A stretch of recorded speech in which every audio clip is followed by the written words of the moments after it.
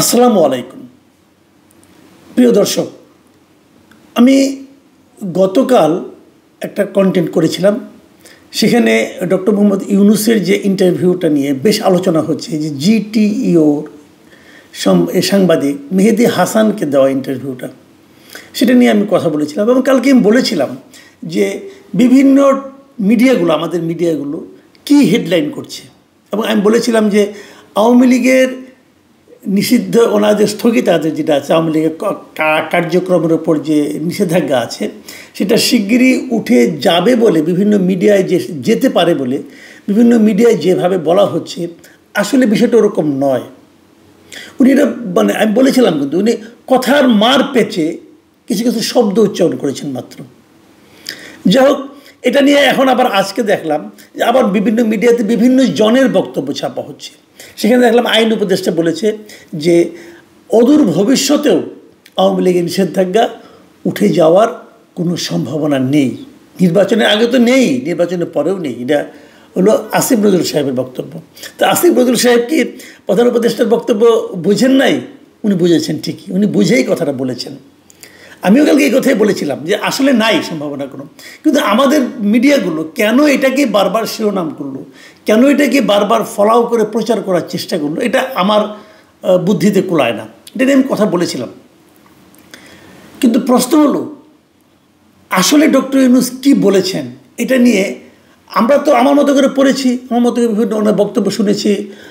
দেখলাম আমার কন্টেন্টে কেউ কেউ আবার এরকম কমেন্টও করেছেন, অনেক জ্ঞানী লোক, যে আমি নাকি ইংরেজি কিছুই বুঝি না, এরকম কমেন্ট অনেক করেছেন। যাই হোক, সেটা হতে পারে, আমি হয়তো বেশি বুঝি না, কিন্তু অর্থটুকু। আমি আবার আজকে দেখলাম যে প্রথম আলো ওনার ইন্টারভিউটা হুবহু ছাপিয়ে দিয়েছে অনুবাদ করে। তার সঙ্গে আবার মিলিয়ে নিলাম, মিলিয়ে নিয়ে দেখলাম যে না, আমি যেটা বলেছি সেটাই প্রথম আলো লিখেছে। তার মানে প্রথম আলো ইংরেজি বোঝে না, এটা হতে পারে, আমি জানি না। যাই হোক, তো প্রথম আলোর সঙ্গে আমার বক্তব্যটা মিলে গেছে। সেখানে কী বলেছে আমি এবার একটু বলতে চাই, এই কারণে যে প্রথম আলো অনুবাদটা আমার নিজের কাছে পছন্দ হয়েছে।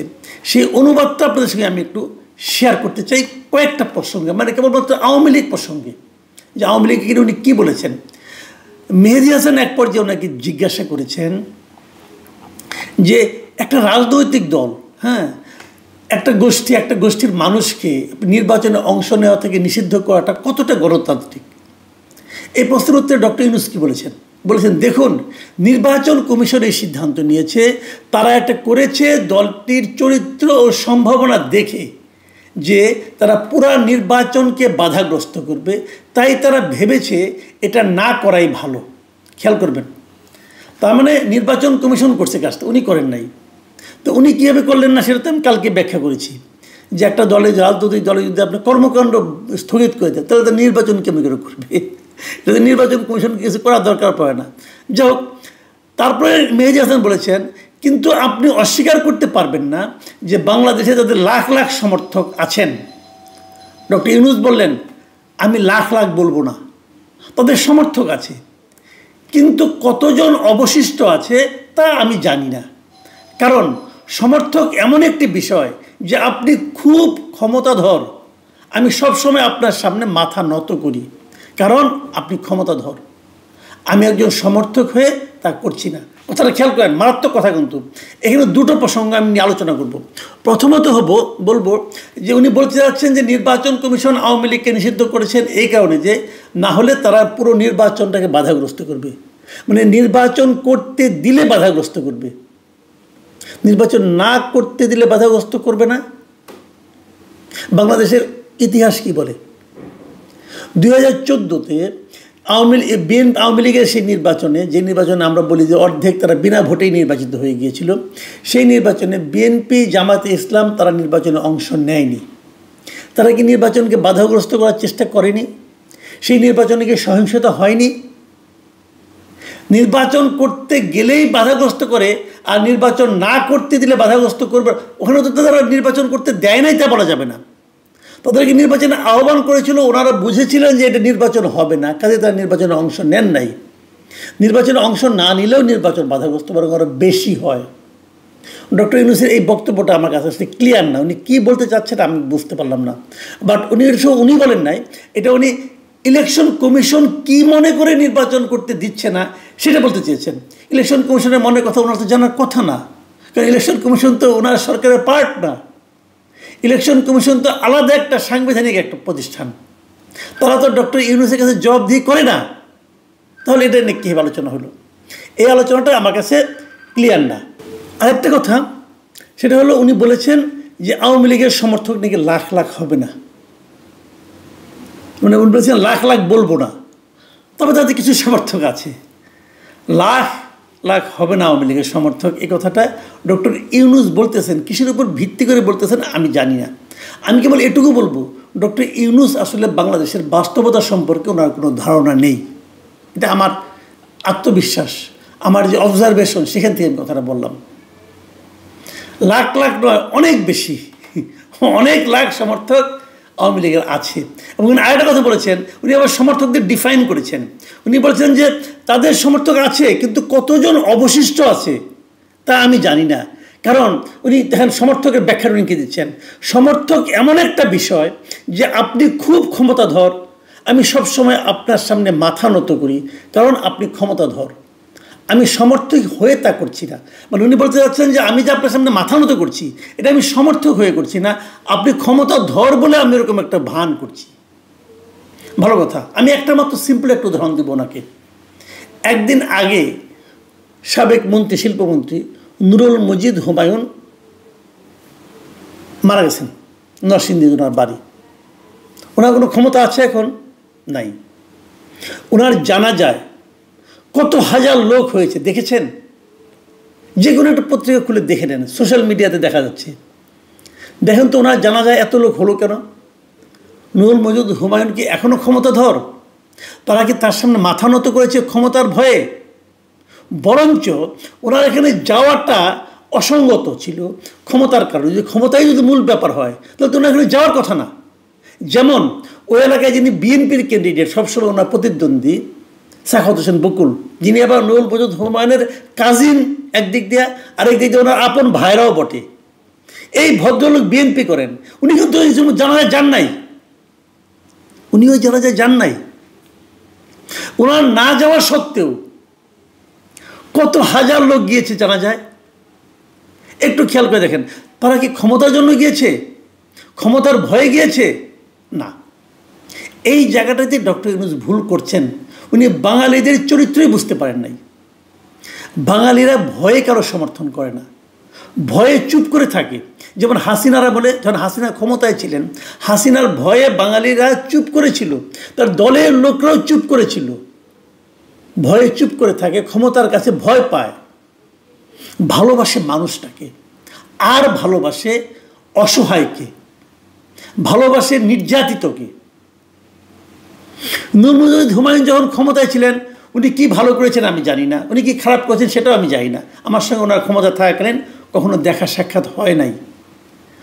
আওয়ামী লীগের মন্ত্রী ছিলেন, খারাপ করতেই পারেন, দুর্নীতি করতেও পারেন, এটা নিয়ে বিচার হতেই পারে, আমার কোনো আপত্তি নেই। কিন্তু বাট আমার কথা হলো, যখন উনি বন্দী, তখন তার সঙ্গে যে আচরণটা করা হয়েছে, মৃত্যুর পরেও তার হাতে হাত করা কিন্তু লাগানো ছিল ভাই। এই যে ঘটনাগুলি, এই ঘটনাগুলি মানুষের মনে তার প্রতি এক ধরনের সমবেদনা তৈরি করেছে, এবং তারই প্রতিফলন তার জানাজায় হাজার হাজার লোকের উপস্থিতি। বুঝতে হবে ভাই, নুরুল মজিদ হুমায়ুন, যদি আমি একটা হাইপোথেটিক্যাল কথা বলি, উনি যদি ক্ষমতায় থাকাকালীন মন্ত্রী হিসেবে মৃত্যুবরণ করতেন, তাহলে যদি এত লোক হতো, তখন আপনি বলতে পারতেন এই লোকগুলি ভয়ে গিয়েছে। কিন্তু এখন তো উনি কেউ না, নোবডি। এখন উনি এমন একজন লোক যার নাকি ঢাকা মেডিকেল কলেজে সাধারণ বেডে মৃত্যু হয়েছে, মৃত্যুর সময় তার হাতে হাত করা ছিল, তেমন একজন মন্দ লোক আপনারা বলতে চাচ্ছেন। এই সরকার তাকে মন্দ লোক এবং অগুরুত্বপূর্ণ লোক হিসাবে উপস্থাপন করেছে। সেই মন্দ এবং অগুরুত্বপূর্ণ লোকটার জানাজায় এত লোক হলো কেন? ভয়ে? ডক্টর ইউনূসকে বুঝতে হবে সমর্থনটা কোত্থেকে আসে। বাংলাদেশের মানুষের হৃদয় এরকম এত উন্মুক্ত যে তারা এই ধরনের নির্যাতিত মানুষকে সমর্থন করে, নির্যাতিত মানুষকে ভালোবাসে। ডক্টর ইউনূস যত নির্যাতন করবেন কোনো একটা দলের প্রতি, কোনো একটা গোষ্ঠীর প্রতি, কোনো একটা ব্যক্তির প্রতি, কারণ উনি সরকারে আছেন, যত নির্যাতন করবেন তত তার জনপ্রিয়তা বাড়বে। এটা বাংলাদেশের ইতিহাস বলে। আওয়ামী লীগ নির্যাতন করেছিল বিএনপিকে, বিএনপি জনপ্রিয়তা বেড়েছে। আওয়ামী লীগ নির্যাতন করেছিল জামাতে ইসলামকে, জামাতে ইসলাম জনপ্রিয়তা বেড়েছে। এই সরকার নির্যাতন করছে আওয়ামী লীগকে, আওয়ামী লীগেরও জনপ্রিয়তা বাড়ছে। কি বলবেন?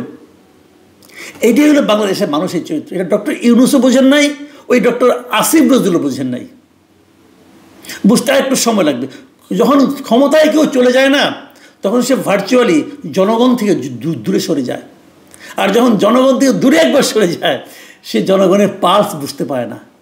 এটাই স্যার, আপনি দেখবেন, আপনি যত বড় ডাক্তার হন, জনগণের পালস বুঝতে হলে জনগণের হাতটা এভাবে ধরতে হয়। হাত না ধরে দূরের থেকে হাত এভাবে দেখে আপনি পালস বুঝতে পারবেন না। আপনারা সেই জায়গায় চলে গেছেন। দেখুন, আরেকটা কথা বলে শেষ করি। এখানেও কিছু প্রশ্নোত্তর আপনাদের আমি পড়ে শোনাই। উনি আওয়ামী লীগের ভোটারদের সম্পর্কে বলছেন, তারা ভোটার হিসেবে ভোট দিতে পারেন, তারা বৈধ ভোটার। অনেক প্রতিদ্বন্দ্বী আছেন, তারা নিজেদেরটা বেছে নেবেন। আওয়ামী লীগের মার্কাটা সেখানে থাকবে না। তাহলে মার্কা থাকা না থাকার ব্যাপারটা কে নির্ধারণ করে দিচ্ছেন? ডক্টর ইউনূস, নট নির্বাচন কমিশন। নিষিদ্ধ করার ক্ষেত্রে নির্বাচন কমিশনের উপর দায় চাপাইছিলেন, কিন্তু মার্কা যে থাকবে না এটা আবার ডক্টর ইউনূস ডিসিশন দিচ্ছেন। এবং আওয়ামী লীগের ভোটারদেরকে বলতেছে তোমরা অন্য কোনো মার্কায় দাও। তারা কেন দিবে? তারা যদি বলে আমি নৌকা ছাড়া ভোট দিব না, তারা যদি বলে আমি জীবনে কোনোদিন নৌকা ছাড়া ভোট দেই নাই, তাকে আপনি কী বলবেন? তার তো অধিকার আছে এটা বলার। তারা যখন জানবে যে এখানে নৌকা মার্কা নাই, তারা যদি নির্বাচনে না যায়, আপনি ইতিহাসে শ্রেষ্ঠ নির্বাচন দিবেন কেমনে ভাই? এইগুলি মাথায় রাখতে হবে। অত সহজ না দুনিয়াটা। দেখুন, একটা কথা বলেছে, কিন্তু মেজর হাসান একটা প্রশ্ন করেছে এরপরে, কিন্তু এটা কি ভালো হবে? পরিস্থিতিটা থাকা কি বাংলাদেশের জন্য ভালো হবে? যেখানে মানুষ বলছে নতুন সরকার পুরনো সরকারের উপর দমন পীড়ন চালাচ্ছে, চক্রটা চলতেই থাকলো। এটাই কিন্তু হচ্ছে এখন। নতুনটা এসে পুরনোর উপর দমন পীড়ন চালায়, তাহলে এই চক্রটা কি চলতে থাকবে? ডক্টর ইউনূস কি বলেছেন? অন্যথায় আমরা নির্বাচন করতে পারবো না। এটা যদি মোটের উপর একটা দল হয়, একটি রাজনৈতিক দল, তারা একটি রাজনৈতিক দলের মতো আচরণ করছে না। তারা যে মানুষ হত্যা করেছে সেই জন্য অনুশোচনা প্রকাশ করেনি। এই সময়ে তারা যা যা করেছে তার কোনো কিছুরই দায় নেয়নি, একটি বিষয়েও না। সব সময় অভিযোগ করেছে যে এর জন্য অন্য কেউ দায়ী। তার এই কথাগুলি কিন্তু একভাবে সত্য। দায় নিচ্ছে না, অন্য কেউ দায়ী বলছে, কিন্তু এটা কে বলছে? এটা বলছে আওয়ামী লীগের যে নেতৃত্ব ছিল শেষ পর্যন্ত ক্ষমতায়, তারা। একটা দলের নেতৃত্ব আর দল দুটো দু জিনিস। এই ডিফারেন্সটা ওনারা করতে পারছেন না। যখন শেখ হাসিনা ক্ষমতায় ছিল, আমি আওয়ামী লীগের অনেক লোককে চিনি যারা আওয়ামী লীগকে সমর্থন করে, আওয়ামী লীগের কোনো পদে নাই। সেই লোকগুলো শেখ হাসিনাকে অপছন্দ করত, নেতৃত্বকে অপছন্দ করত, কিন্তু দলকে অপছন্দ করতো না। কাজেই নেতৃত্বের যে দায়, নেতৃত্বের যে অপরাধ, তার শাস্তি যদি আপনি দলের উপর দেন, তাহলে আপনি অনেক মানুষের উপর অবিচার করার চেষ্টা করছেন। এই জিনিসটা মাথায় রাখতে হবে। ডক্টর ইউনূস দল কী জিনিস, রাজনৈতিক দল কী জিনিস, সেটাকে ডেফিনেশনটা আপনাকে ক্লিয়ার করতে হবে। বিষয়গুলি এত সহজ না ভাই। সরকারের কী ডেফিনেশন, সরকারের কী কাজ, সেটাও তাকে বুঝতে হবে। উনি তো সরকার আছেন। তো এই বিষয়গুলো কিন্তু সামনে যত দিন যেতে থাকবে তত ক্লিয়ার হতে থাকবে, তত মানুষের মনকে এই বিষয়গুলো কিন্তু প্রভাবিত করতে থাকবে।